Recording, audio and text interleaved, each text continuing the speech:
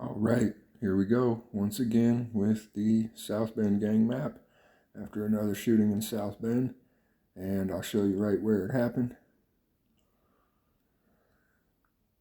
It's gonna get real heavy before it's over with. This whole process, I mean, not this particular video, but whatever. It is what it is. When you know your mission. So I'm gonna zoom in on the screen over near where it says Martin's Supermarket to the left of the screen, where you have a black, blue, yellow, teal, and a couple of red boxes. I'm going to zoom in on that. Kind of focus on the center of your screen. Now I've got olive and sample right in the middle of your screen, so you have an idea where we're at here in South Bend. All right, you can see LaSalle Park up there, for example. So if I click on the large yellow box located roughly western and olive, south of there, and to the east and west of olive, right? That whole area. If I click on that yellow box, it'll tell you who runs that area. And now that area runs from there all the way out to here. If I click on the blue box that has LaSalle Park, it's going to tell you which group that is. Not necessarily relevant to this most recent shooting, in my opinion, but on the other end of that yellow box, you also have a group which may be neutral, would be my guess. Educated guess based on my understanding, towards the group in the yellow box. Then again, just like we saw over on the southeast side, you have those two groups in the vicinity. The west side. This is the west side. You're talking west of Chapin, down Western and Sample Corridor, and the neighborhood in between. Right? So now I'm going to zoom in and show you right where the shooting happened. This was in the 200 block of Cayley Street. I've now got Cayley Street running about halfway between my face and the left-hand side of the screen. So we'll keep zeroing in on Cayley Street. You're looking at the intersection of Cayley and Western. I keep zooming in, and it will give me the addresses. There we go. So that light represents Western Avenue. Okay, Cayley is running north and south. You're into the 300 block. That's an alleyway, by the way, at the bottom of the screen. You're in the 300 block. Then at Napier, you go into the 200 block. Zoom back out. So you're right there south of Jefferson, north of Napier, roughly, on Cayley Street.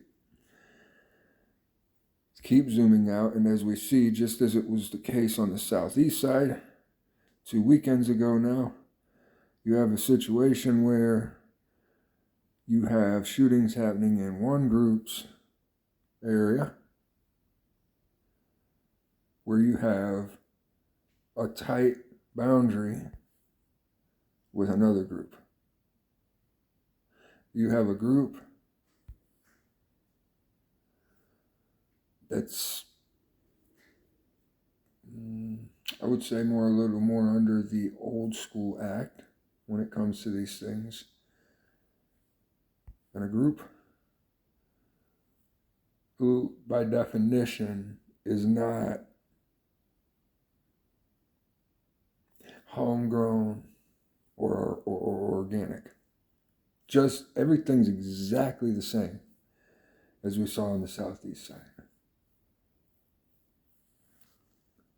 I think that when people are mad because nothing seems to be happening or being done about this whole situation in South Bend, aside from the fact that the city openly works with groups who are engaged in this activity under some either false or misguided thought process that they can wrangle the beast, right? Aside from even that, just remember that the police can arrest somebody. The police could come arrest me right now and say I did A, B, and C. They could have witnesses making statements, true or false, but making statements. And ultimately, the prosecutor can still decline to prosecute if they feel like either there's not enough evidence to convict at trial or demand a plea bargain, or alternatively, if they feel like the case was trumped up, so to say, or also alternatively in cases where they have cooperating witnesses, informants. Now, if we have a situation where no shooters have been arrested, they're not saying there's any information on suspects. I'll get into some other information tonight that I received yesterday, directly into the information. And the shootings are still happening. You have to start to ask the question of whether there are people doing shootings who are supposed to be potentially part of the program and supposed to be getting out of that. We've had this problem before in this county. Well, in this city within the county where they were letting real, they were letting real problems walk around under the auspices of, oh, these people are giving us information on other stuff that's bigger, more important. With the number of shootings happening, bodies dropping, and so forth, I would ask, what's bigger and more important?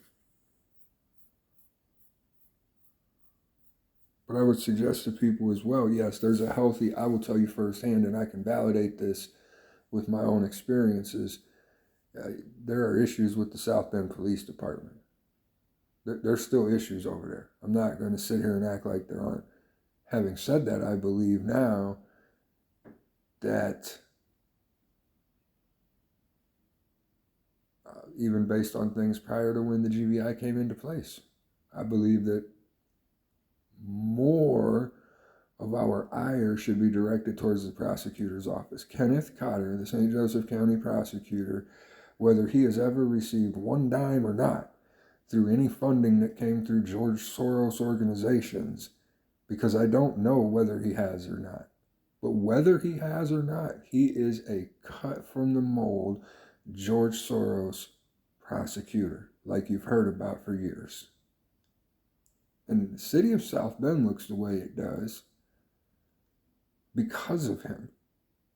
Because of him and his political alliance, the alliance he's tied into politically, because of their policies, their positions, how they want to govern, our city looks the way it does.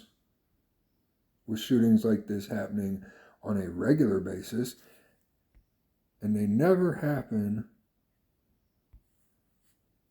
in an area that looks like this. At this point, like every shooting I've covered at this point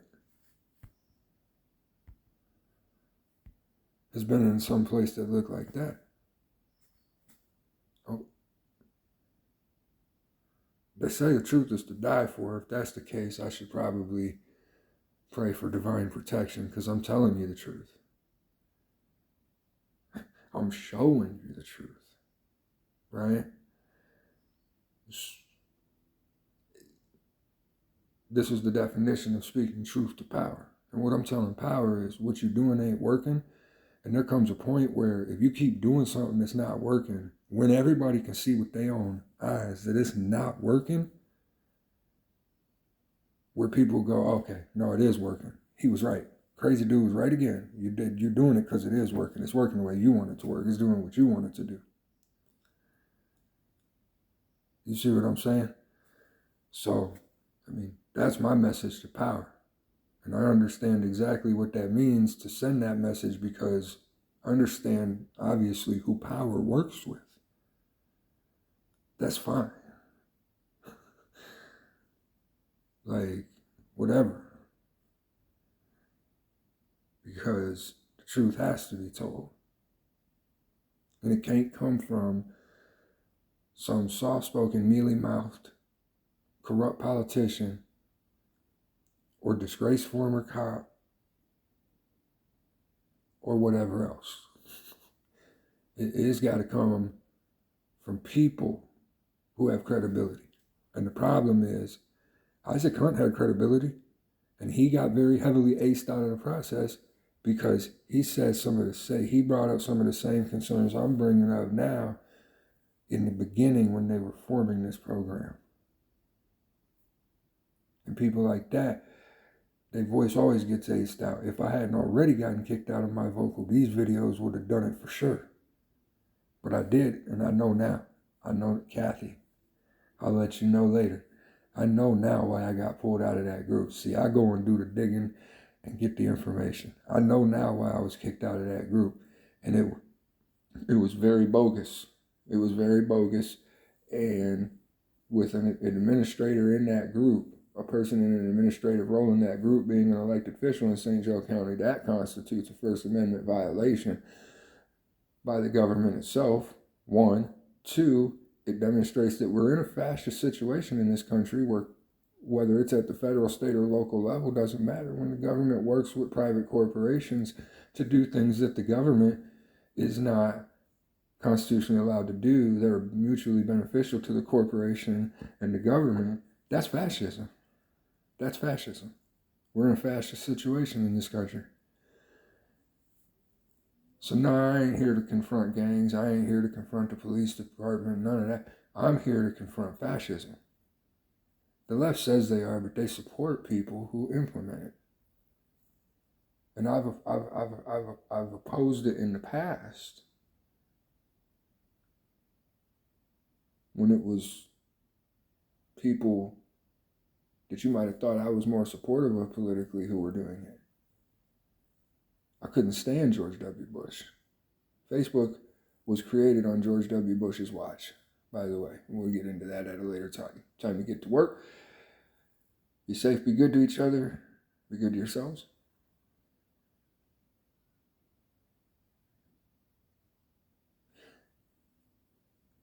Pray. That's all I can say.